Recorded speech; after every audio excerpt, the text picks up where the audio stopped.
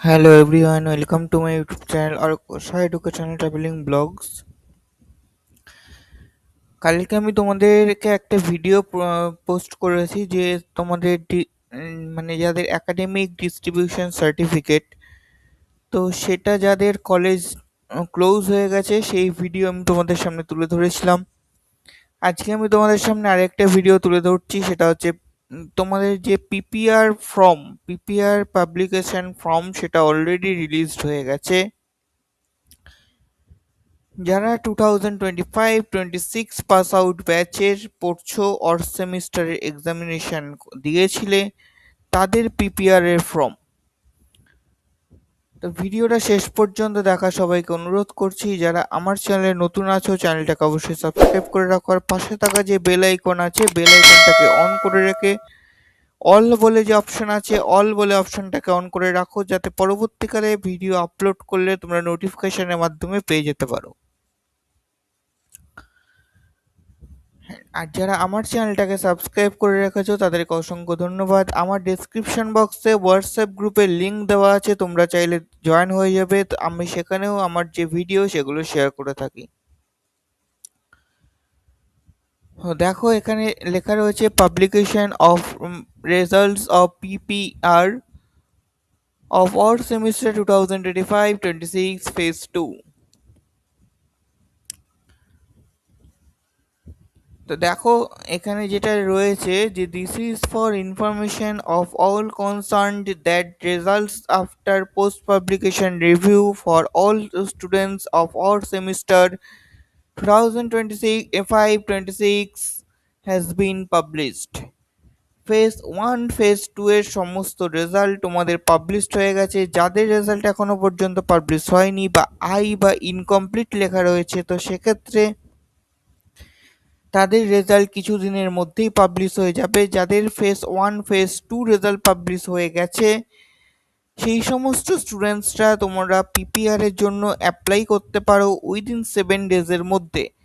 দেখো নোটিশটা 15/7/2026 এ পাবলিশ হয়েছে, আজকে 19/7/2026 এ ভিডিওটা আমি করছি।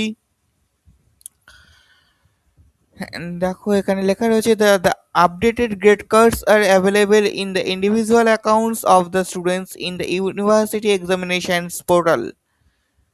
তোমরা তোমাদের যে পিপিআর এর রেজাল্ট সেটা তোমরা তোমাদের যে পোর্টাল রয়েছে ম্যাকআউটে ঢুকে, যে তোমাদের স্টুডেন্ট পোর্টাল রয়েছে সেখান থেকে তোমরা দেখে নিতে পারবে। There are few cases where the reviewing of the scripts are not completed due to resource issue, and such results would be updated as and when the process would be completed। তোমাদেরকে আগেই বললাম যাদের result incomplete আছে বা সবার result আসেনি, তো তাদের কি হবে, তাদের রেজাল্ট কিছুদিনের মধ্যে পাবলিশ হবে। সেই সমস্ত রেজাল্ট কেন পাবলিশ হয়নি সেটা হচ্ছে কলেজ হয়তো মানে যে খাতা সেটা এখনো পর্যন্ত চেক করে উঠতে পারেনি বা অন্য কোনো প্রবলেম রয়েছে যার জন্য এখনো পর্যন্ত আপডেট হয়নি।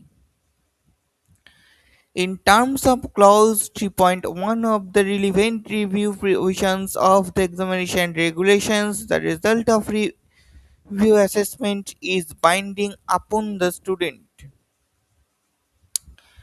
তো দেখো কি বলছে, in case of any other discrepancy in the results, the students are advised to contact their college concerned, and the same must be informed by the college in writing to the office of the controller of examination within 7 days from the publication of the results।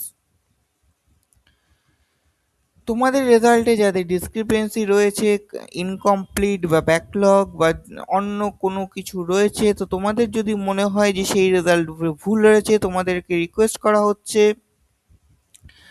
তোমাদের যে concern college রয়েছে তাদের সাথে contact করবে, আর college তোমাদের সেই সমস্ত certificate mail করে ইউনিভার্সিটিকে পাঠিয়ে দেবে উইদিন 7 ডেজের মধ্যে।